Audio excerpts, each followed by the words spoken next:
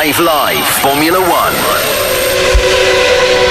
Hello and welcome to Florida. Formula One's in Miami this weekend for the 6th round of the World Championship, and we're racing around the impressive Hard Rock Stadium. It's about half an hour's drive from downtown Miami, and of course it's home to the NFL team Miami Dolphins. But of course this weekend it's all about Formula One. It's also another sprint weekend, so plenty for the teams and drivers to get their heads around in this one and only practice session coming your way very shortly. It's Rosanna Tennant with you down in the pit lane, and in the commentary box we've got our lead commentator Harry Benjamin, former Formula One driver Jolyon Palmer, and the BBC's F1 correspondent Andrew Benson. And in true Sunshine State style, guys, it's sunny, hot and very humid down here in the pit lane. And Jolyon Palmer, you might have said on the way in that you're a bit converted to this race now. Third time lucky here in Miami. You excited to see what goes down this weekend? I'm always excited on any Formula One weekend, Rosanna, but there's a vibe about the place. It was a sweaty mess when I was here last year, and the paddock's changed. It's a little bit more open. There's a nice feel to the place. We're staying on Miami Beach. What's not to like about that? Oh, it sounds like we're on holiday. Don't tell people at home that. You're right, we were on the beach this morning for our breakfast before we headed into the track. And you're right, there is a Miami vibe, isn't there, as we go racing in this wonderful place. And I like to go up and down the pit lane just before the session starts, go near the favourite perhaps it would be Max Verstappen. But I actually decided to stand outside the Ferrari garage because, Harry, they're sporting a bit of a different livery this weekend. Does that mean that they could be challenging right up at the front? Probably, maybe not for the win. Could see on the podium. It's Azzurro blue, the technical term, not all blue. I was kind of hoping we'd see a full blue Ferrari, but it's got a few sort of glints on the front, the side pods, and the rear. Part of a sort of sponsorship tie-up for that deal. But the drivers are all in blue in their race suits. It's quite a spectacle, to be fair, and I think Charles Leclerc around a street circuit. He's got good form around here as well. Could be one to watch out for. Now, before we get into FP1, as I say, the only practice session this weekend, Andrew Benson, I think it's important we talk about some of the shenanigans going off track with Adrian Newey, the chief designer at Red Bull, finally announcing that he will depart the championship winning team in the first quarter of 2025. That's sent shockwaves through the paddock, hasn't it? It's got you writing furious on BBC. Indeed, Rosanna, yes, it's a seismic turn of events, isn't it? The greatest designer in Formula One history leaving a team he's been at for 19 years. I don't think he's going to go off on his brand new yacht and go sailing around the world. I suspect he'll turn up as another team. So we could be seeing in a couple of years' time a real change in the competitive order in Formula One as a result.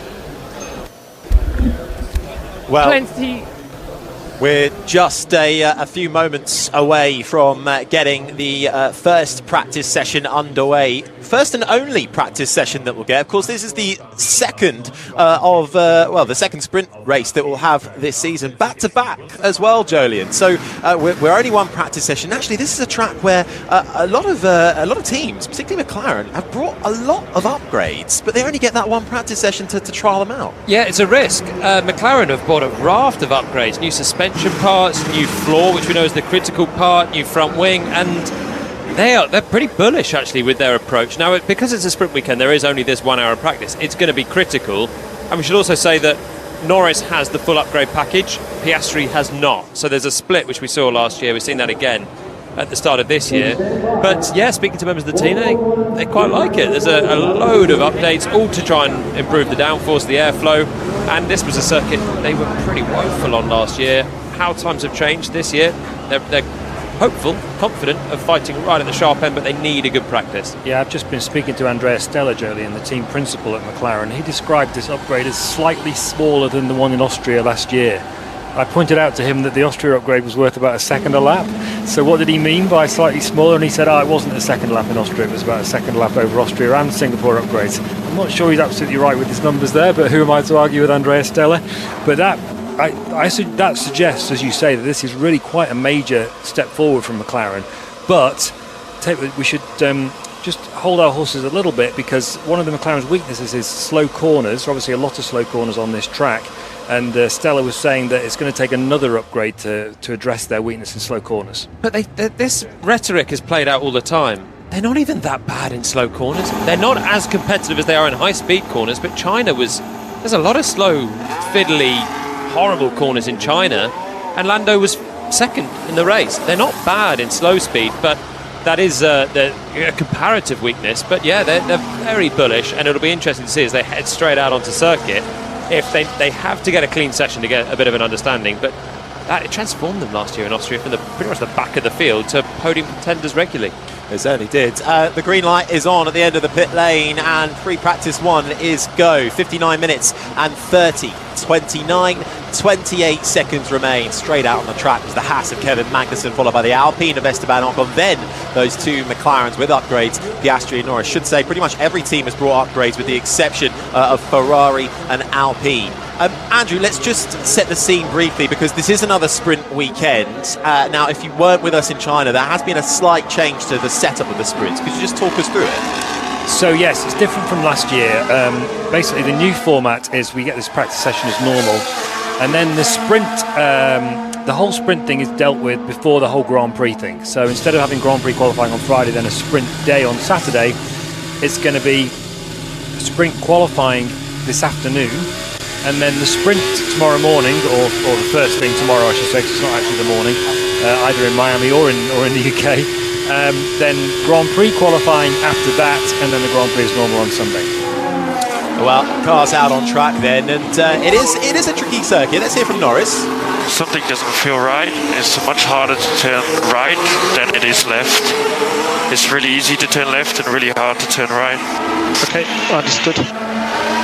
That's Norris on the radio, yeah? So, differences in the easiness of turning left and right. Yeah, Ever had that?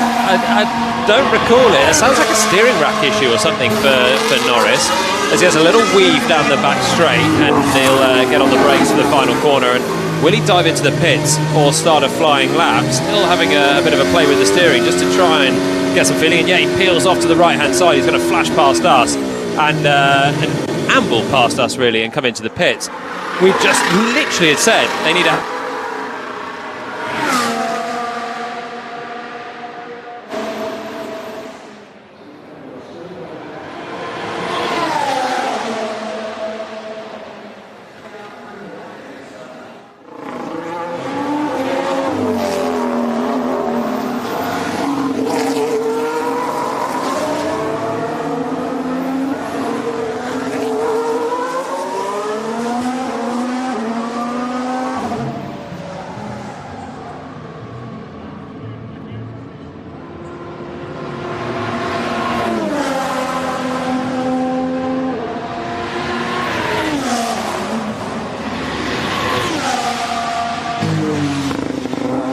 Constructors' Championship, it's Red Bull who lead the way. 195 points they have. That's 44 more over second place Ferrari. Then it's McLaren, Mercedes and Aston Martin, the top 5. And then in the battle for the second half of the field, it's RB who lead the way with 7 points. That puts them 6th overall. Just a couple of points ahead of Haas. Then it's Williams, Sauber and Alpine who make up the final 3 spots, yet to get off the mark, as home hero Logan Sargent, who was born not far from here, Fort Lauderdale. I think home hero is a bit of a stretch, Harry, to be honest with you. Have you not seen? I can see the Logan Sargent flags in the grandstands. Well, I mean, look, this is this Logan Sargent's farewell tour in terms of US Grand Prix? He'll get 2 more after this. Really? Well. So what are you hearing from Andrew? What are you hearing, Andrew? I think he might be out before the next race in America, which is not till Austin in October. So we'll see. I don't know that for sure, but he's on rocky ground at the moment. Logan Sargent, he's just not performing. It has been a tricky year for Logan. Who do we think then would be the main contender to replace him? Well, the obvious thing that would work holistically for both Williams and Mercedes would be to put Andrea Kimi Antonelli, Mercedes protege, who's in Formula 2 at the moment, in that car, because Toto Wolff, the Mercedes team principal, is considering putting Antonelli in the car that Lewis Hamilton's vacating next year to go to Ferrari. That's obviously a bit of a step, putting someone like that straight into the Mercedes.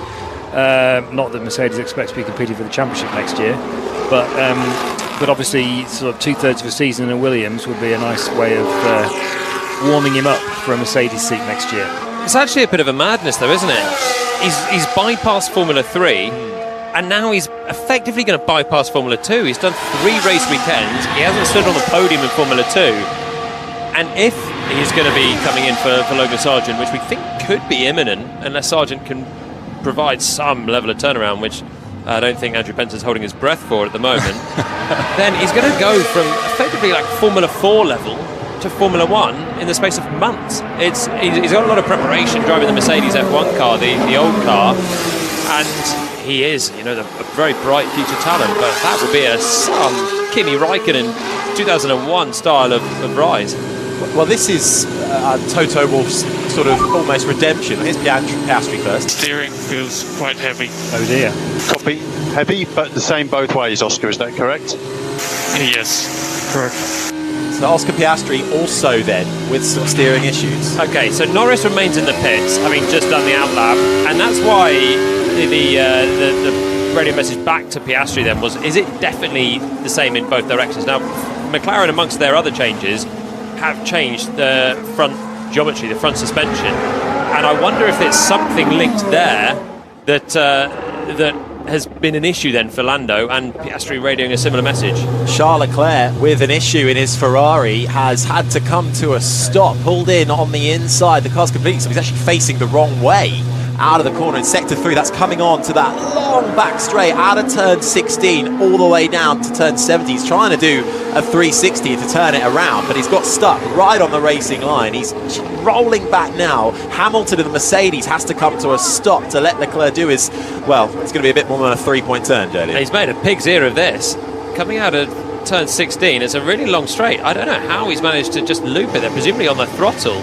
And he is now broadside, but he can't get there's not enough space to get the power down and do a spin turn. So he's having to do a 17-point turn, and right now he's in about 0.5 of it, and everyone else can finally crawl past. It's a yellow flag and nothing more at the moment, but he's got the engine running still. This is a bizarre one. You don't realise how narrow that part of the track is until there's a car pointing sideways on it, and there's very little wriggle room. It is really narrow. It's a long 1.28 kilometre back straight, DRS activated just a few moments in. He's before that line, so we haven't seen how it happened yet. Hopefully we'll see a replay and let you know if he's lost it coming round the left-hander of turn 16 that brings you on to that back straight. But he's trying to find reverse, clearly, but all the other cars are going behind him in the space that he needs to occupy.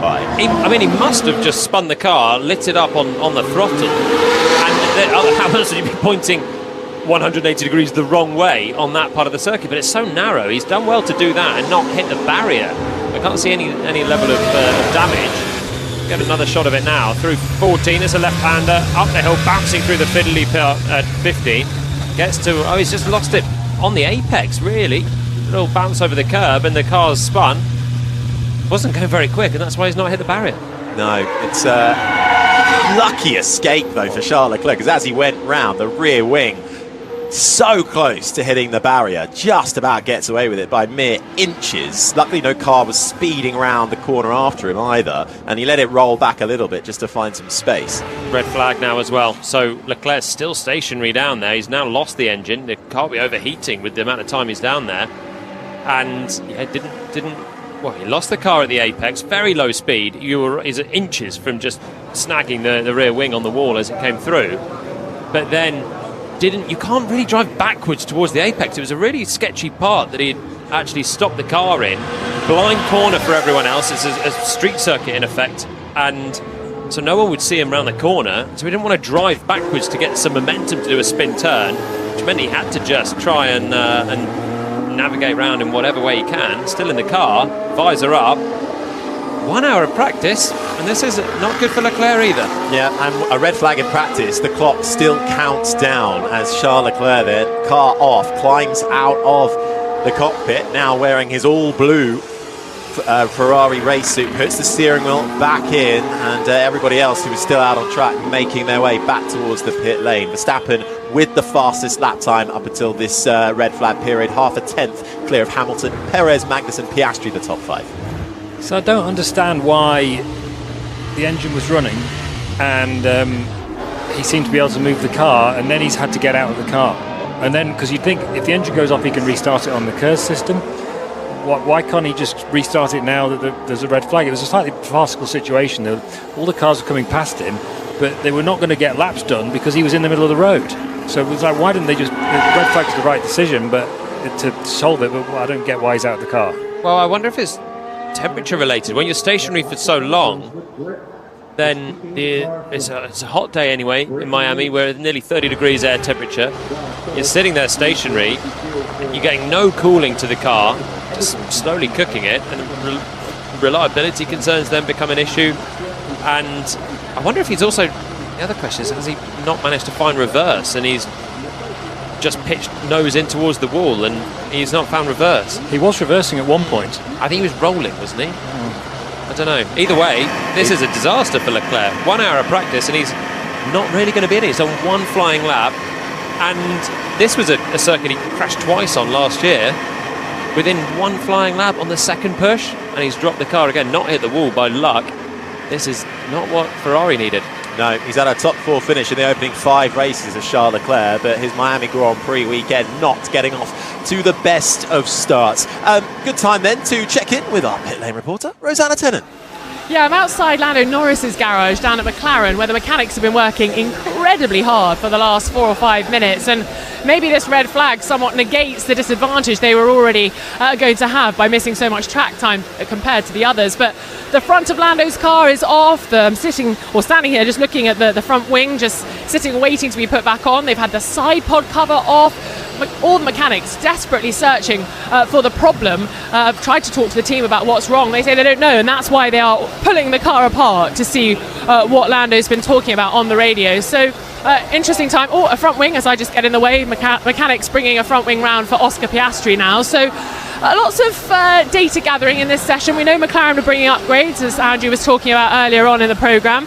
And I guess this is all part of the learning, but you want to bring an upgrade and you know you're going to get that performance rather than it setting you back and taking you off the track, don't you?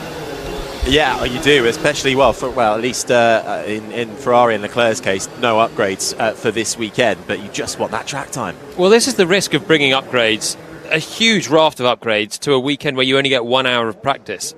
The benefit of Formula One, the beauty of it for the teams, is that often you get loads of practice, and even if there's not in-season testing anymore, you can work on the car and get it set up through 3 hours of practice, not on sprint weekends.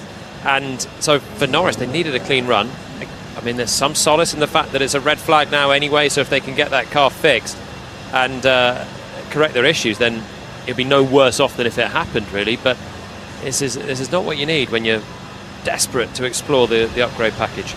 So red flag conditions then in this first practice for the Miami Grand Prix. The clock does continue to count down in this case. 47 minutes and 4.32 seconds remain. This is because Charles Leclerc had a spin coming out of the left-hander of turn 16, approaching that long back straight towards turn 17. Span it round, couldn't get back around, and then had to abandon ship and get out of his Ferrari car, and it's a long walk back from there to the pits. The early lap times to come in, Verstappen setting a 1:31.0. That was the fastest lap time, half a tenth clear of Lewis Hamilton of the Mercedes. Perez, Magnussen, Piastri the top 5. Sainz, Leclerc, Gasly, Ocon, Tsunoda the top 10. So that is how that looks, and the rest of them not really getting any competitive number on the board in the early stages. While we have a bit of time, we haven't really spoken too much about one of the driver confirmation moves that has happened coming into this weekend, and that's Nico Hülkenberg signing for Sauber in what will then become Audi in 2026. Former teammate of yours, Jolyon, how highly do you rate him? Yeah, very highly. He's rapid. Over one lap, he's so quick. Audi know that. Andreas Seidel knows that at Audi, and they worked together in Le Mans with Porsche, and that's why he has. They took the win, didn't they? Exactly. He's very impressed with Hülkenberg, so he's called him up for Audi. It's been the small news, hasn't it, of the week, with all the Adrian Newey chat. There's really overshadowed Nico Hülkenberg going to a manufacturer team that's coming in for 2026. But I think it's an underwhelming, a slightly obvious, but still a good signing for Audi. Well, they needed a German driver, And there aren't that many German drivers around in Formula 1, are there? So it was kind of a no-brainer in that sense. Do you think they tried Vettel to coax him back? No, No. I don't. Why do you think they needed a German driver? Well, I'd say they would prefer a German driver because German manufacturers are like that. They like to have German drivers in their cars, at least one. Mercedes aren't too fussed right now. Mercedes aren't, but Porsche and Audi, so VW Group ones, it's all the time. Without question, they'll have a German driver. And it was the same with BMW. They demanded at least one German driver in that car when they were in Formula 1 back in the late 2000s with Williams. So Nick Heidfeld, for example, was the chosen one there. He's a bit old for Formula 1 these days. So Sebastian Vettel's retired. Can you think of any other Formula 1 standard German drivers? I can't. They could have got Nico Rosberg He's back long into retired. contention after a cool 10 years. Pascal Wehrlein's had his time and he's in Formula E now. So I always felt Wehrlein had a premature end to his career. I felt like he could have been a really good racer and he'd been given a little bit longer. No? It was okay. It's tough to impress you, isn't it? Well, he wasn't any, let's put it this way, he wasn't any better than Marcus Ericsson, who got absolutely taken to the cleaners by Charles Leclerc. So there you go. Decent driver, but Yeah. there is a lot of decent drivers in Formula 1. It's packed to them. You've got to be a little bit better to stake your claim in it, haven't you? So Hulkenberg must have just been there like, I'm here, guys. I'm here. What a redemption. It's me or I know nothing. I love the big stat was whenever Hamilton switches team, Nico Hulkenberg signs for Sauber. That was the main thing, because Nico Hulkenberg has driven for Sauber before, way back in 2013. That's what you call a small data set, Harry. Yeah. But I love that. That's the one that stuck out for me. But I mean, what a redemption arc for Nico Hulkenberg as well. I mean, a couple of years ago, he was out of Formula 1. Career done. Had a couple of stand-in drives with Racing Point and Aston Martin. But for all intents and purposes, it looked like Helmut was hung up when it came to Formula 1. He was testing other cars, but nothing was really interesting him. And now, a couple of seasons with Haas, and he's getting the better of Kevin Magnussen, and he's been absolutely blinding in qualifying. And now he gets another shot at a big constructor. Well, we don't know how good they're going to be. True. Firstly, and of course he was at Renault with me, and then without me. He's going to be 37 in August, so he's no spring chicken anymore, but he is still very quick. And I remember speaking to him in his days of being an Aston Martin reserve, and he'd had the odd super sub appearance, and he was just at peace with sort of thinking his F1 days are over. But now he's back in. He's done very well at Haas. The team have been pretty poor in the race runs last year. This year they're much better, and he's getting some points, and he's done enough to be the only German and take advantage of that and get into the Audi seat. And it's not just because of his nationality. He's just a very fast driver. Yeah, and I mean, look, Audi have obviously got big aspirations in Formula 1. They intend eventually to be winning races and championships. But I'm told that while the Audi board's original intention or original target was to be at that level within 3 years, they've had a bit of a reality check since they announced that they were coming in 18 months or so ago, and they've reset their expectations and are now thinking more like 5 years. So is Nico Hulkenberg going to be around in 5 years' time? Maybe not. And this is why I think Carlos Sainz, who's their other big choice, that's who they want to be in the other car, that's why he's sort of biding his time a little bit, because he's 30, pushing 30 now, and he's thinking, have I got 5 years to wait to be at the front? Come in. Yeah, and just to let you know, we are back underway. Red flag now gone in, green flag out. Sargent's on a lap at the moment, 41 minutes and 18 seconds, Palmer. Yeah, the 5-year plans give me the shivers. That was what Renault were all about. The last manufacturer team that Hulkenberg came in to join. There was a 5-year plan that became a 6-year plan and a 7-year plan, and now they are Alpine with another 5-year plan to try and move forward. It's a 5-year plan is loose, isn't it? It's we don't think we're going to be great straight away, but give us a bit of time and we'll get there. And I think with Sainz, that much mooted that Sainz will go there, but the big elephant in the room is what on earth happens to Verstappen. And if Verstappen leaves Red Bull following Newey out the door, if Sainz goes to Red Bull, I mean, how has this gone from being him out of a seat at Ferrari to him being in the plum seat at Red Bull? And that's what he's waiting for, I think. It is, I think, yeah. Just so, by the way, just an update on Charles Leclerc. The answer to my question as to why he had to get out of the car was that the clutch overheated while he was waiting for all the other cars to go past. Ferrari have just told me that. That's the big question. What happens at Red Bull? There's definitely one seat available at Red Bull because they may or may not re-sign Sergio Perez. There could be two if Verstappen leaves because he's definitely not happy about the whole situation surrounding Christian Horner and the allegations made against him by a female employee, and now Adrian Newey leaving. Interesting form of language from Verstappen yesterday, by the way, when he was talking about that. He was saying that he would have preferred him to stay. He's a great guy to chat to and relate to, but from the outside it looks very dramatic, but when you know what's happening inside the team, it's not as dramatic as it seems. It's Norris's radio. I mean, he still doesn't feel amazing. It still feels harder to turn right than it does left for the time being, but I'll just continue and see if it changes at all. Okay. So that's Norris on the radio. Right from the start of this session, he had steering issues, came back into the pits, is now back out there. Clearly not fully solved yet, Jolyon. No, Piastri's just gone up to fourth. So Perez, Russell, Hamilton are the top three, all on medium tyres. And then it's Piastri on a set of hard tyres. That is what Norris is now also back out on circuit on. And Oscar was talking also about heavy steering and it didn't feel very good and direct. So I wonder if it's just going to take a little bit of getting used to for the drivers. This is the sound on board Norris's McLaren. He's cruising through the first sector. So maybe it is still a bigger issue, still having a bit of a play with the steering wheel coming into turn 6, 7, 8, which only turns left. You shouldn't be turning right there, but Norris not all that happy. Piastri's finding some pace in the other McLaren. Yep, currently fastest is Perez, a 1:29.632, 3/10 clear of George Russell. Then it's Hamilton, Piastri, Verstappen, who's on a lap now at the top 5. Let's see how Verstappen gets on this lap. He's on the medium compounder tyre. While he does that, Rosanna. Yeah, as Lando Norris left the pits, once the mechanics had finished tinkering with his car, he was straight on the weaving in the pit lane, obviously trying to see if the steering was fixed. So it's going to be an interesting session for the McLaren team to see what that problem is so that they're ready for the sprint qualifying later on today. And just to go back to your pondering about Nico Hülkenberg with the Sauber Audi link up and then who might partner him and Carlos Sainz. Of course, Jolyon Palmer, you made way for that partnership back in 2017, 2018. And do you guys think that maybe Carlos Sainz doesn't think the Audi proposition's as attractive anymore because Nico Hülkenberg, well, should I say wiped the floor with Carlos Sainz back then?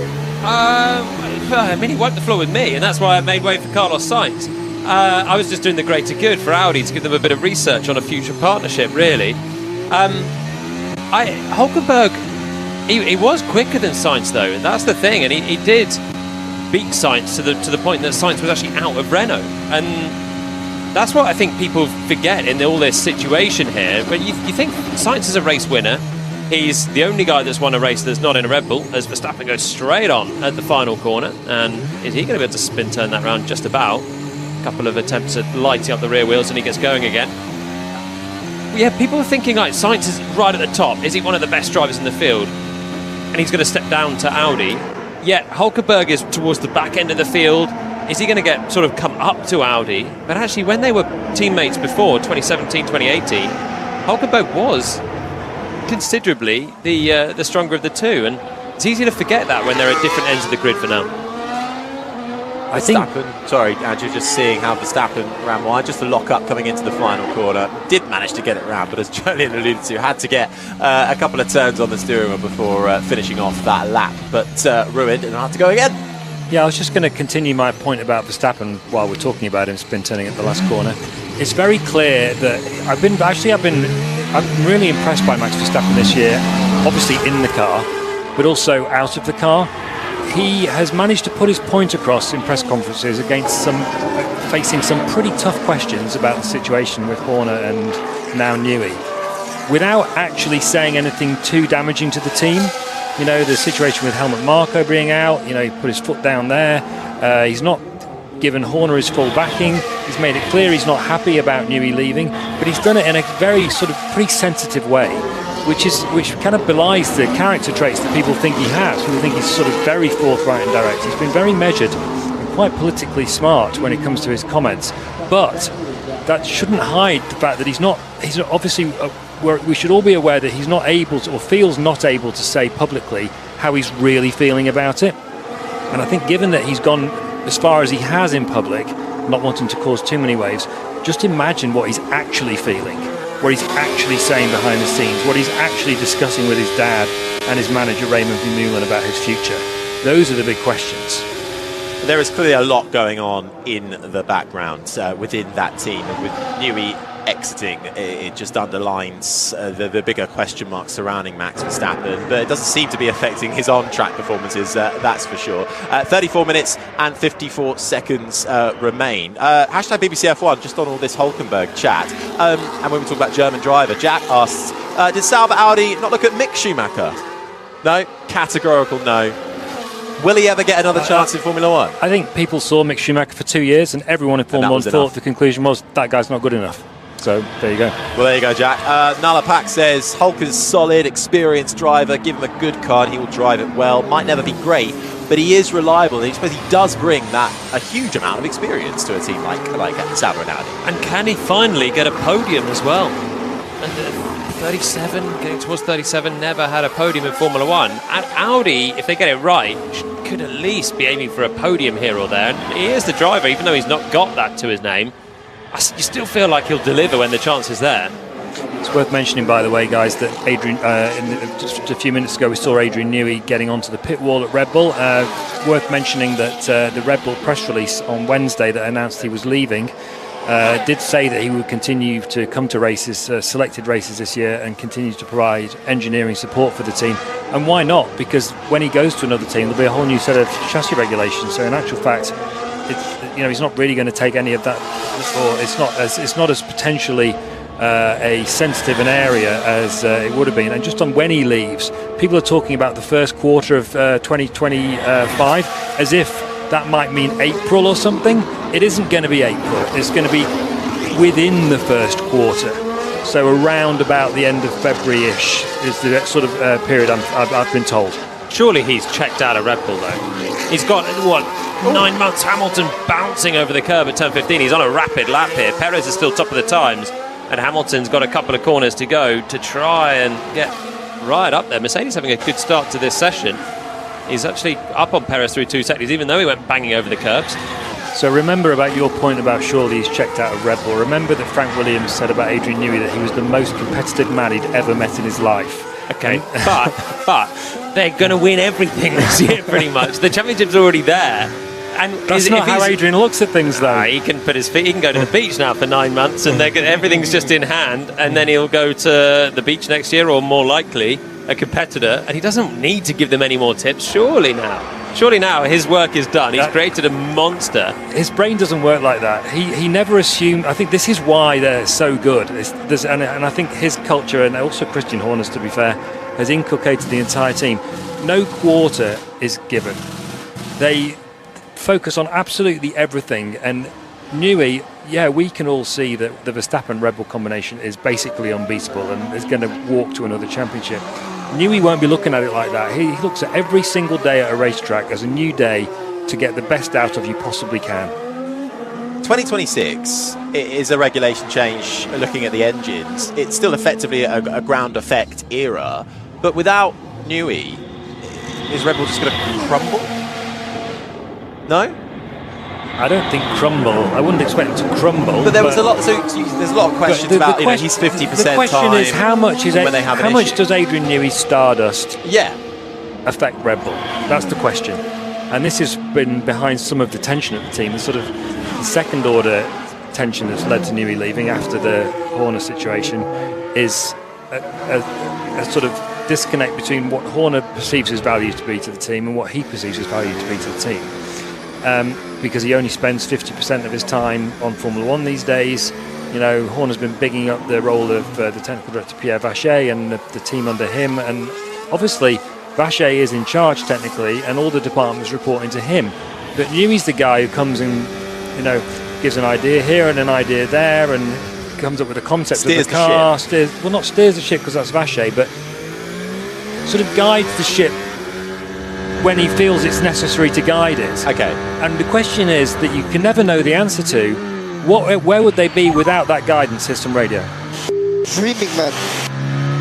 That's Yuki Tsunoda on the radio, breaking into the final corner. A bit of traffic was on his inside, forces him to go deep into the corner, then he peels off into the pits. Yeah, Hamilton also came through and went second on that lap, so still a 10th down on Sergio Perez, who's at the top of the times. So Verstappen has not really got a time on the board. He's 15th, having run a set of mediums as well. We saw him lock up, and he's a cool 1.4 seconds down. But I think if Newey leaves, the team they're in a great place. I think they'll be okay. Obviously they'll be absolutely fine for next year. If Verstappen leaves now, then I think you're looking at the implosion of Red Bull, because that driver, Max, he's so good. He is very rarely putting a foot wrong. He is 3/10, 4/10, half a second quicker than Sergio Perez, who's a perfectly solid driver. He was the same ahead of Albon, he's the same ahead of Gasly, all are solid drivers. He is leading that team, and if he goes, you've lost a bit of technical direction, and you've lost your star driver, who is getting the most out of it in the typically ruthless manner that we're so used to from Verstappen. I think that's when they're in a pickle, and that is a real threat for Red Bull moving forward. It certainly is a threat for Red Bull in these early stages. Carlos Sainz has just got fastest in the Ferrari. The sole remaining Ferrari on the hard compound tyre, a 1:29.3 for Sainz. Almost 3/10 clear of Perez second, Hamilton third, Russell, Joe rounds out the top 5, Ocon, Piastri, Alonso, Tsunoda, Gasly the top 10, Ricciardo, Norris, Stroll, Bottas, Hülkenberg the top 15, then comes Verstappen down in 16th in front of Albon, Magnussen, Sargent and Charles Leclerc, who span in the first few moments of the practice session and found himself out of the car and then having to make a long walk back to the garage. So Norris has got a time on the board. He went out when he was on track 5 minutes ago, and he was on a slow lap. Then he did a fast lap. He's 4/10 down on his teammate in 13th, but he then came straight back into the pit. So he has done the fewest laps of anyone bar Leclerc, who is back in the garage already and just watching on for the rest of this session. It's not a happy first half an hour, first half of the only practice session for Lando Norris. The pace looks not disastrous for McLaren, but they're hoping for so much with this, and they're not able to get a read on it right now. George Russell currently out there at the moment as well on an outlap down in 4th, just gearing up for 8 fast lap as he comes past the pit lane entry onto the main straight. DRS, the rear wing flap open, heads down towards the right-hander of turn 1. He's got a little bit of traffic in front of him in the form of Sergio Perez in the Red Bull. Makes his way, it's almost a bit sort of like a snake in the first sector. You're going left, then you're going right. Cars left, right and centre trying to dodge out, and then it's an interesting track because we're obviously seeing the pictures and they never quite do it justice, because at some points, as you mentioned earlier, it gets so narrow, Jolien, but also coming into that really tight turn 14, the gradient as well, suddenly the incline is quite steep. It's steep and clumsy around there. That was the section where Hamilton bounced heavily over the curbs. That part, it gets really narrow. Just after that turn 16 is where Leclerc was pointing the wrong way and couldn't spin it back around. And it's busy, as you said, on the circuit. Russell, DRS shuts as he hits the brakes. Down for turn 11. He's got the Red Bull of Sergio Perez just ahead of him on circuit, moving round the really long right-hander of turn 13. Now he's coming towards the left-hander up the hill, that section, bouncing over the curb, 14 and 15. Brings it quickly back to the right-hand side and goes through the really slow speed 16 where Leclerc had his spin. And he's a long way off. He's on a high fuel run at the moment, George Russell. 2.5 seconds as we pick him up now on board, with 1 corner to go, and I think the Red Bull ahead is on a long run as well, so they kind of have a bit of a feel for their relative competitive performance. Russell backs off and gives himself a little bit of space for the next lap. It's a flowing circuit in the first sector, and then there's a lot of stop-starts for sectors 2 and 3. We did a track run yesterday. We did. It was the sweaty mess that I think we expected from Miami, and I tell you, when you're running it, you really notice. I was ready for the corner to be coming up, and it was the DRS marker. The straights are really whopping long, kilometre long, coming down towards turn 11. Then another really long run where Verstappen has gone back into the runoff area. I'm front locking quickly at the peak. So that's Verstappen saying, I'm front-locking too quickly at the peak. What does that mean, Jolien? Yeah, that's turn 17, so that's the other big stop then at the end of the back straight, and it means that when he's hitting the brake pedal, you're mashing it with your left foot. There's no clutch on the in the pedal box of these cars. It's on the steering wheel, so you've got a left pedal and a right pedal, your brake and your throttle, And when you come to stop the car, you are hitting the brakes so hard because you've got downforce, you've got load on the car, and it's very difficult to actually lock up. But Verstappen is finding when he's going for the initial spike of brake to maximise your downforce, get the most potential out of it, he is finding lockups, and maybe that's just the car's a little bit stiff. It's just finding bumps and parts of the circuit. And that is normally when you'd have the lockups on your peak pressure. One of the few tracks that Max Verstappen hasn't secured pole position. He's gone on to take some fantastic wins. Remember last year qualifying 9th and destroying Sergio Perez, really. I think that was his best drive last year in Miami. That and Suzuka. Obviously he was on a completely different planet from everyone in Suzuka from the very beginning of the weekend. But yeah, he basically won the race in the first stint, didn't he? It was embarrassing for Perez last year. Don't you think when people talk about Verstappen's best drives, it's so hard to contextualise his best drives? Suzuka, he was good, but he just vanished, didn't he? He just disappeared off. And he makes it look so easy when he wins by 30 seconds, but some of those performances are exceptionally good. He's metronomically fast, and he is just destroying his teammate and everyone else left in his wake. But it's very difficult when there's no big challenge to kind of actually envisage what is a great drive for Verstappen, because they're all just typically good. He's operating at an incredibly high level all the time, but he's not being challenged. That's the point you're making. And I think and what we don't know is how, because he's incredibly consistent, he's not making mistakes, he looks so calm and mature these days compared to 2021, for example, where he was definitely doing some quite sort of on the limit things with Hamilton. But he hasn't had that challenge since the sort of first half of 2022, and so the one time we saw it was in Las Vegas last year when he at the start he pushed Leclerc wide, do you remember, in a way very similar to the way he'd been dealing with Hamilton in 2021. So you wonder if he has opposition, will he go back to that Verstappen, or will he become some kind of sort of halfway house between what he is now and what he was then? And he got a penalty for it as well, didn't he? It was back to elbows out Verstappen, where he didn't have the big advantage. He still came through to win the race, of course. But yeah, you do wonder where the challenge can come. And it's nice to see him challenge, because he is a gutsy driver that we sort of forget now. He's so serene, but under pressure he can be elbows out, be the aggressive sort of flary racer that you love to watch, but no one's able to challenge him just yet. By the way, we've got an update from McLaren on Norris's steering problems. They say that it's an asymmetric power steering assistance problem. It's not to do with the upgrades. They've made some changes during the session to improve it, and we'll fix it afterwards.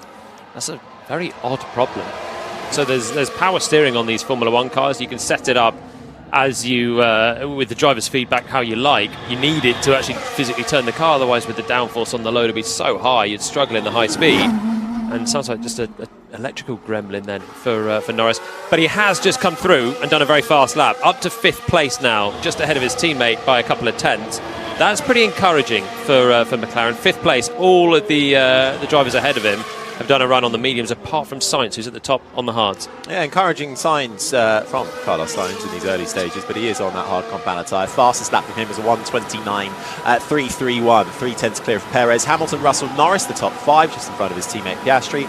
Zhou Guanyu in the Sauber up in 7th, ahead of the Alpine of Esteban Ocon, and Fernando Alonso is 9th in front of Yuki Tsunoda. That's the top 10, and it's Gasly, Stroll, Ricciardo, Bottas, Hülkenberg the top 15, Verstappen, Albon, Magnussen, Sargent and Leclerc, who is out of this session, having got into a spin in the early stages of this and had to walk back to the pits. Piastri on another lap at the moment. I'll tell you what has also been a little bit overshadowed if we're talking about moves in the technical realm.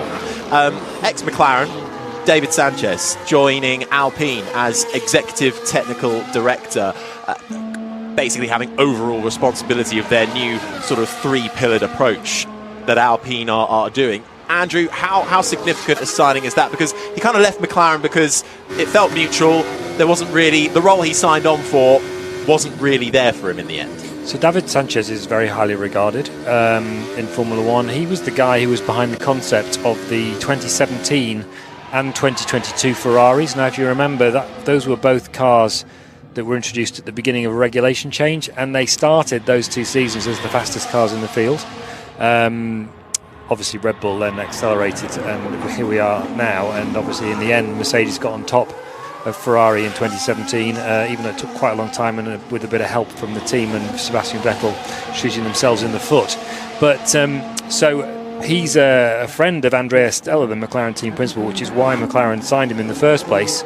As you say, Harry, by the time they got him on board at McLaren, there wasn't really a role for him anymore, because they'd made a whole load of other recruitment as well. But he's a top guy, and it's a good signing for Alpine. But they needed a good signing because they've lost a lot of people recently. Bob Bell, who had that similar title, who's very, very highly regarded, went to Aston Martin recently. Matt Harmon, the technical director, left. Dirk de Beer, the head of aerodynamics, left. Don't forget that last summer the team principal Otmar Zafnauer was sacked, along with Alan Permain, the sporting director. They looked like a team in freefall for a long time. They started this year with pretty much the slowest car. So they really need David Sanchez and not just him, but other people of his ilk to help start turning that team around. Norris just crossed the line, popped his McLaren up into second behind Sainz, about a tenth off. Alpine also saying the car has finally hit the minimum weight as well. They introduced a new floor upgrade on Ocon's car last time out in China. Gasly now gets that upgrade as well. They said they found enough gains to implement it. So it feels like maybe, is this the beginning now of their season and their crawl back to, I suppose, being in the mid-tier? Let's see. I mean, or will they sell up to Andretti?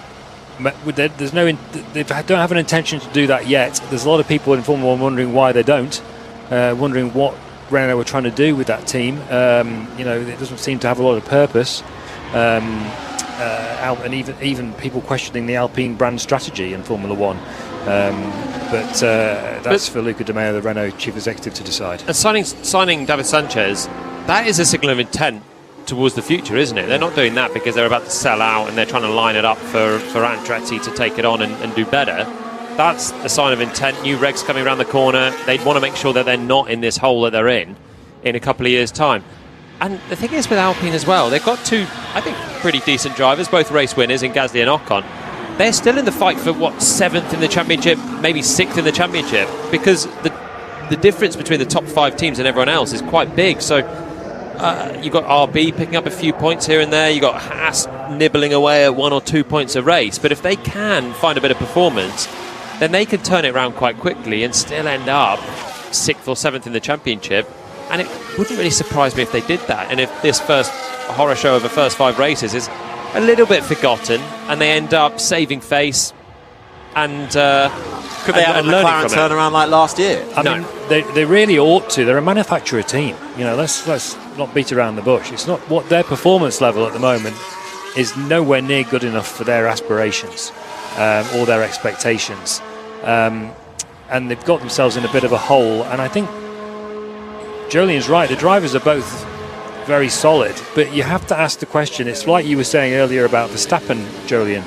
If you don't have one of those A-list drivers sort of always setting you the benchmark of where the car can always be, the point about those sorts of drivers, the Verstappens, the Alonsos, the Hamiltons, they're pretty much nearly always exactly where the car can be at its limit.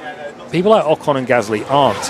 So, and you look at when Ocon was with Alonso as teammates, they were often very close at the end of qualifying, but they would start the weekend and Alonso was always a lot quicker, and then Ocon would sort of edge his way closer as he sort of changed the car and followed and realised where the sort of ceiling of the car was. The question that lots of people ask about that sort of driver, and about Ocon in particular, is would he get to that ceiling without the guidance of the other driver? And we don't know the answer to that because the other driver's not there anymore. So yes, it's going to be car, yes, it's going to be engine, but you also have to ask whether there are performance limitations in the driver lineup as well.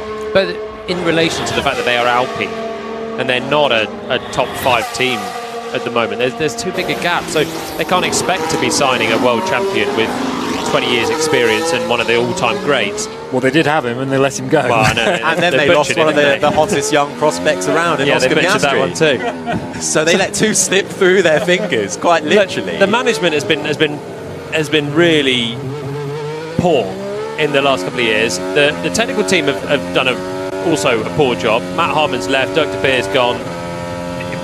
significant roles, technical director, head of aerodynamics, these are pretty much the people that make a car go fast, and they resigned on seeing the car on track in Bahrain and thought, we have not got this right, and that's why they're making changes. But when you look at Gasly, I mean, I rate Pierre as a solid midfield driver. He beat Tsunoda pretty comfortably. Tsunoda's now beating Ricciardo. Gasly's right there with Ocon, give and take over a year and a few races. They've got a better driver lineup than RB. They've got a better driver lineup than Williams. Haas, maybe similar-ish. They've got a better driver lineup than Sauber. The drivers, I don't think, are the issue. They're an issue if they want to go and race with the big boys again. But with where they're at, I think that they've got the better driver lineup of anyone in the bottom half of the field. They just haven't got a good car. And also, things like the pit stops are going wrong for them as well. Sometimes when the car's not good, the heads drop, you get sloppy in other areas, and it's all going wrong for them. So they need a bit of positive momentum again. Fernando Alonso just completing a lap, but some high fuel runs being done out there at the moment. This is the sound of a replay of Lewis Hamilton coming through that really tight and twisty turn 14 and 15, having to cut across the chicane and straight line it. Couldn't quite get it turned in, lost a little bit of a grip at the rear and made his way out. It's Sainz, Norris, Perez, Piastri, Hamilton. The top five. Hamilton actually came into the pits after that little excursion off track. It's been an odd on-track 45 minutes so far, 46 minutes. So Sainz is top of the times on the hards. Norris got down to a very good pace in the end in his second place. The runners on the mediums, that's your Red Bulls and your Mercedes, and Joe, who's now out there on a soft tyre, so he's about to put a decent time on the board, you'd hope, on a soft right now, although he's actually not. He's 6/10 down on Sainz coming through the first sector, so maybe on the next lap. But yeah, they all have done a long run now, so we're waiting for the last sort of 13 and a half minutes left of this session to see where the pecking order is. It's a little bit open. Well, you often get this, don't you, in these, especially it happened, I think if I remember it rightly, it happened in China as well, these first practice sessions on sprint weekends. There's so many disparate programs going on that you end up not really quite knowing what you're looking at, because they're all doing different things at different times. Sometimes someone might be doing a high fuel load when someone else is doing a qualifying run. The qualifying run at the end of the session on a track that's not used very much like this will be much quicker than a qualifying run in the same car, on the same tyres, on the same fuel load if they'd done it 5 minutes after the start of the session. So they're tricky ones to read. Joe picking up a little bit of pace in the middle sector, but he's still not about to make huge inroads towards the top of the times. Typically, you'd have, with now under 13 minutes left of the session, you'd have everyone heading out on a soft tyre, as Joe is doing, and he comes through and actually doesn't improve on his mediums. Typically, you'd have that in this, because we've got sprint qualifying coming up later on, and everyone wants to dial in. But it's an interesting thing with the way that the sprint format's changed. So in the days of old, you'd have Grand Prix qualifying later on, so you really want to make sure you're dialed in. In China last time out, Ferrari didn't run a qualifying simulation, and they saved a set of tyres. And I wonder if there's going to be more teams just thinking, do we really want to use up tyres in this session to then use more tyres in sprint qualifying to get a couple of points here or there, or do we just save it all up for qualifying tomorrow, make sure we can throw the kitchen sink at it, and then have so many tyres in hand for the Grand Prix on Sunday? Exactly, and that leads on to another much more sort of much wider question about the sprints, which is like, what are they for? What's the value? Why are we watching it? So I was really interested in Fernando Alonso in China. Had a great sprint, was running in the top three, run top two, and then third as Verstappen came through. Got a penalty late on at a puncture and retired from the sprint. And he wasn't very happy with his penalty. I don't blame him, frankly, but I don't know what you thought, but I thought the penalty was fine, really. He launched in quite late on Sainz, forced him off the road, and it was a nothing penalty, wasn't it? It was a ludicrous penalty. It was a 10-second penalty for a guy that didn't finish the race. So what's the complaint, really? 3 points on the licence. Who cares? But the interesting thing overall, though. Also, he'll be all right. Yeah, he'll be fine. But the interesting thing with it is he was, in typical Alonso fashion, was not very happy about it, and was like, well, maybe next time I just don't even do the sprint, and I'll save the tyres for the Grand Prix, and we'll just have a great Grand Prix. If this is how it's going to go, he's feeling like there's not a huge amount of point in going racing and getting your elbows out. For Albon's had a monster snap coming through turn 4. The sound you can hear him saving it in the Williams. Can you imagine if that was ending up in the wall. It's a bit of a... I tell you what, Hearty Jolyon, mouth. it's beginning to look like that car's got some pretty nasty vices, isn't it? They're crashing it a lot, those two drivers. And again, What is going on? Is that rear locking or what?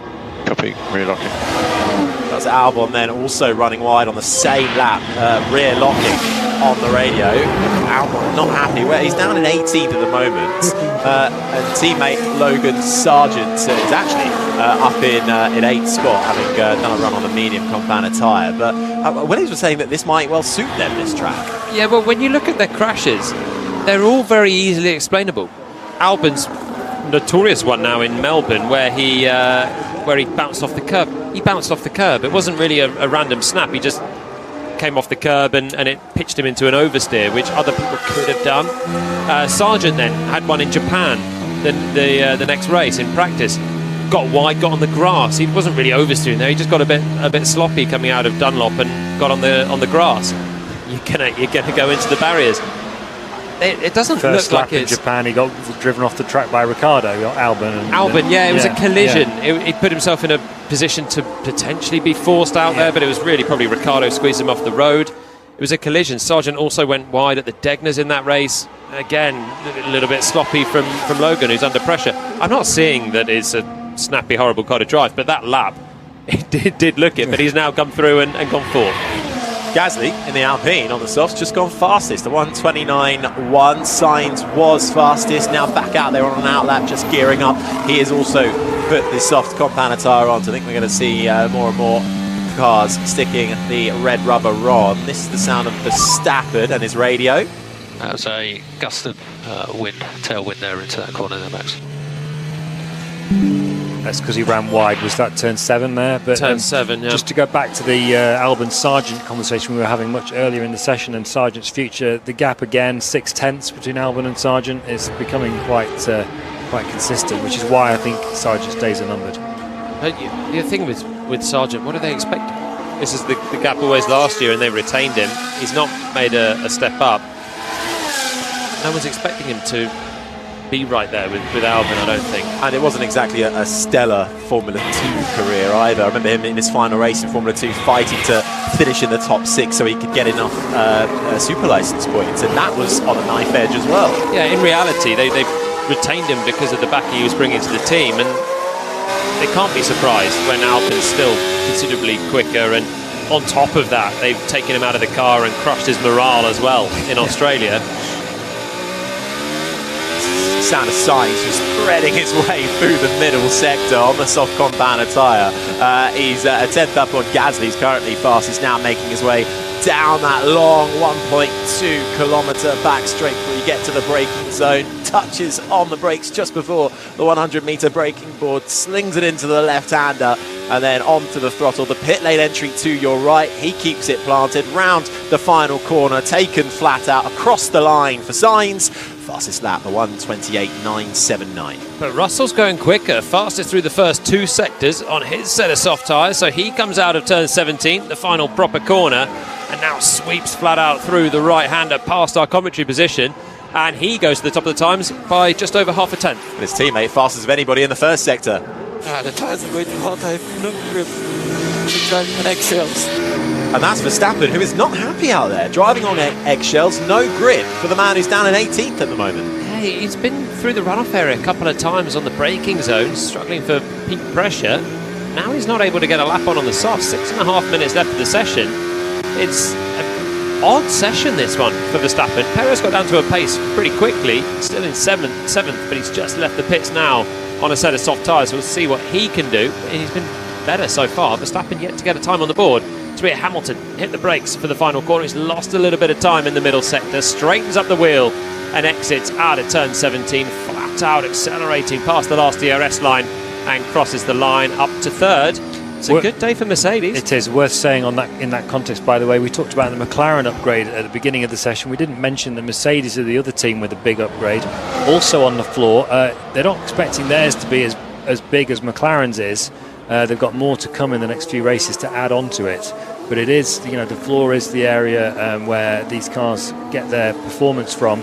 And it's not just the edge of the floor, it's also under the floor. They're not obligated to list on those documents that we get, by the way, anything that's not visible. So they only have to mention things that you can see. So any change to the floor body, as they call it, which is a sort of Venturi basically, which is where all the performance comes from, they don't have to talk about. But there are changes on the floor body on the Mercedes, as there are on the McLaren. Well, it's Russell fastest, 1:28.910. Sainz half a tenth back. Hamilton third. Tsunoda in the RB on the medium compounded tyres just split it up into fourth and in front of Gasly. Then it's Magnussen, Ocon, Stroll, Norris, Ricciardo at the top 10. Actually, well, he's just been knocked out because Hülkenberg has gone up into seventh in the Haas again on that soft compounded tyre. As Sergio Perez also embarks on his first proper run on that soft compounded tyre as well. Little bit of traffic though he's had to negotiate, and I think he's actually backed out of it as well. Loads of traffic in the first sector. There was Bottas that he was sweeping around, plus one other I didn't see. So Perez backs off it and will go again on the next lap. The caveat with these times, you've got Russell, Sainz and Hamilton separated by a tenth at the top, which feels very normal. But then Tsunoda in the RB is fourth, 2.5 tenths off Russell on the medium tyres. That's a good lap. It's a great lap. But then Gasly in the Alpine is there 2 tenths away. You've got both Haas's 3 and 4 tenths, which shows that, I mean, the field is close in 2024, but I would expect that ceiling to be lifted somewhat. Track evolution? Yeah, track evolution, but they're all on track at the same time right now, pumping in the times. Perez is on a better lap here. And Perez with the fastest middle sector so he didn't anyone. back off actually. I think it was the Verstappen was the other traffic that Perez was making his way by. He's gone fastest of anybody in the middle sector now on that straight. Yeah, so this is Perez's soft tyre lap. He was bulked though, wasn't he, in the first sector? And then Verstappen, maybe what we saw coming out of the pits. And we definitely had a Bottas and a Sauber in his way, so perhaps a little bit limited in the first sector. Clearly, though, still finds almost half a tenth of a second to go fastest. Perez with 3.5 minutes just over that remaining of this one and only free practice session here in Miami. Of course, the second sprint race this season, back to back with the first one, China, just a couple of weeks ago. Perez, Russell, Sainz, Hamilton, Tsunoda, the top 5. Gasly, Magnussen, Hülkenberg, Ocon, Albon, the top 10. Stroll, Norris, Ricciardo, Bottas, Piastri, the top 15. Sargent, Zhou Guanyu, Alonso, Verstappen down in 19th. Back out there again on an outlap, so we'll see what he's got. He is on the soft compounded tyre. Charles Leclerc, who had an early bath in this practice session, having spun in the turn 16, making his way onto the back straight, and then couldn't quite make the 17-point turn work, and in the end overheating issues on the clutch, and that was his day done. Verstappen now starts his soft compound tyre lap. Let's have a listen into this one then. Flat out coming through turns 2 the left and then turn 3 the right hander, goes around a slower car and carries plenty of speed into turns 4 left, 5 right, and then triple left, 6, 7 and 8, slowing it down to a late apex at turn 8, which will launch him onto a long run up towards the braking zone for turn 11, flat out through a couple of meanders towards the right hander now, and he is considerably up on Perez in the first sector, but Perez's first sector was compromised, so that's not the best reference. Let's see how he is on the brakes, where he struggled earlier on. Looks a little more hooked up now. He's fighting the car through the apex of the left-hander of 11, long right-hander at 12, up the hill, chicane, left, and then bouncing over the curb on the right-hand side. Very, very tight through turn 16, right up to the wall on the right-hand side on the exit, and okay, he's okay. He's got his car in the window. 6 tenths up on Perez through 2 sectors. Verstappen's form is well and truly back in the game as he makes his way down that over 1.2 kilometre back straight, brakes for the left hand, a little bit of traffic in front of him, does get it turned in, almost touches the wall right on the outside, on the throttle to the line then for Verstappen. Russell's fastest of anybody in the first sector, but right now it's Verstappen fastest of anybody, a 1:28.5, over 2 tenths clear of his teammate Perez. He actually didn't make the best of that final sector, got a little bit too deep on the brakes and had to wait a lot for the throttle, so there's more in there for Verstappen. Russell is on a better lap here, fastest through the first sector as you said. He's going to have a nice slipstream from a Haas car coming over the line, so Russell currently third, might get closer to Verstappen. Goes second, 1:28.7, just a couple of tenths shy for George Russell. So fast laps coming thick and fast in these closing stages. It is just practice, but this is the one and only practice session they will get. The next session up will be qualifying for the sprint race as Sainz pips Russell in the Ferrari and goes second. Let's see what the two McLarens have got. Big upgrades for McLaren. Piastri, though, with only half the upgrade, still, though, goes enough for second fastest. A tenth off. Norris coming in through the middle sector. He's backed out of it and gone into the pit lane. So has he had a bit of an issue in that middle sector? Tsunoda is going to come round. He managed to put a very good lap in on the medium compound tyre in his RB, a Miami special livery, quite a colourful livery on that car. Crosses the line, lost a lot of time in that first sector, does improve but stays at 7th in front of Gasly, Ricciardo, Magnussen in the top 10 with just 5 seconds left of the session. Norris pitted off what was also a quick lap, so Piastri up to second, and then Norris, I think he's sandbagging. I think the middle sector he was within a tenth of Verstappen's fastest, and the same as he did in China in the 1 hour practice, doesn't put a time on the board. Could have topped it, but chose to pit and not put an extra 5.5 kilometres on the tyres. That's what he's done now. So McLaren in a solid window. Ocon in the Alpine on that soft compound tyre gets up into 9th, just in front of his teammate Gasly, who takes the checkered flag. Magnussen crosses the line. Good middle sector for Magnussen, but lost time in the first and final sectors. Stays in 12th.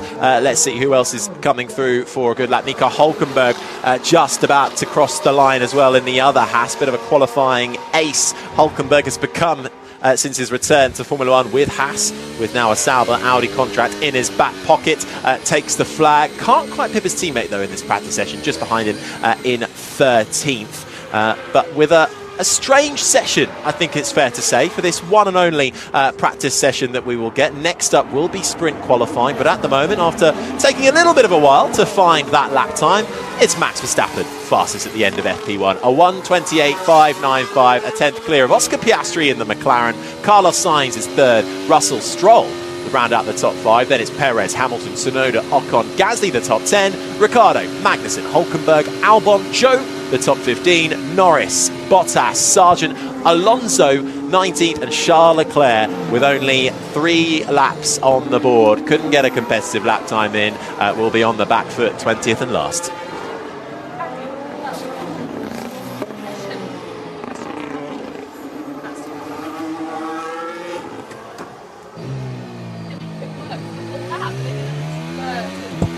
Well, we will just see these cars coming in. Can we gear up then for sprint qualifying and see what exactly occurs? Jolien, your big takeaways then from this weird FP1?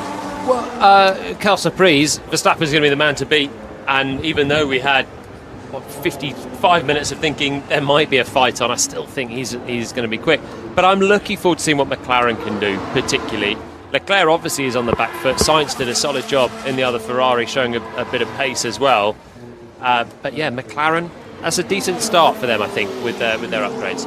Well, a few hours then until we get going for all things sprint. And, well, the cards have been somewhat laid, Rosanna. They have, haven't they? But I think the big question remains, how long is this soft tyre going to last? Are they going to be able to get 1 lap out of it? Is it even going to last a lap? So how are the teams and drivers going to go about this sprint qualifying session? And what does that mean for the Grand Prix qualifying as well tomorrow, Jolien? Well, it'll be 1 lap for qualifying on the softs. That much is clear. I think everyone was managing to get the tyres to go through the whole lap. It was just Verstappen made a mistake on his best run and had a lock-up. He was struggling a little bit with the brakes. And then the good thing for the teams and the drivers is the sprint qualifying obviously matters less. It's all about Grand Prix qualifying in reality tomorrow afternoon. The sprint's a bit of fun before that, but it does give them a very good indication of where they're at in terms of car setup, which they can then change again before qualifying, and it gives them a better feel. We normally talk about FP2 quali simulations. There's no better quali simulation than a qualifying session. Absolutely. And as I look at that order that you just read out, Harry, I mean, it is mixed up. If that was the order on Sunday afternoon after the Grand Prix, would we be happy campers in Miami, do you think? Well, I think we'd take that. You've got, 1, 2, 3, 4, 5 different teams in the top 5. You've got Stroll up there, Piastri on the front row. Sainz has been looking pretty quick as well. And Leclerc, his teammate, will be very much on the back foot, though. So with just that one and only practice session, Leclerc has got a lot of time to find. But he does historically go well on street circuits, but here in particular, he does have a habit of finding the wall more often than not. Okay, so who's going to be the fastest man on track come sprint qualifying? Harry? I think it's going to be Max Verstappen. Jolien? Max Verstappen. Andrew Benson? Max Verstappen. Well, full house, boys. Well, do join us for sprint qualifying later on. We'll be live at 4:25 online. Then you can join us as well on BBC Sports Extra after the Rugby League. Max Verstappen fastest in Miami thus far, ahead of Oscar Piastri in the McLaren and Carlos Sainz in the Ferrari. How will it all play out during sprint qualifying? Join us later on. This has been an IMG production for BBC Radio 5 Live.